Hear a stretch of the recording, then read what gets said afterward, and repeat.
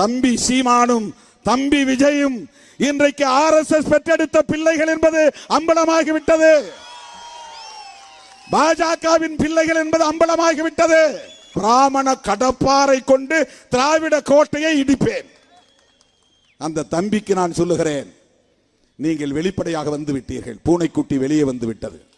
இவ்வளவு காலம் நாங்கள் நம்பிக்கொண்டிருந்தோம் நீங்கள் தமிழ் தேசியம் தான் பேசுகிறீர்கள் என்று.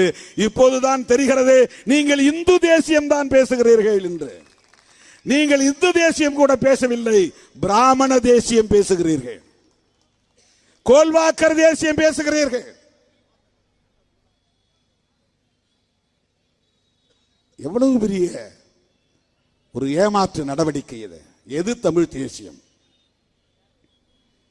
பெரியாரை இழிவுபடுத்துவதும் பெரியாரின் அரசியலை தகர்ப்பதுமா?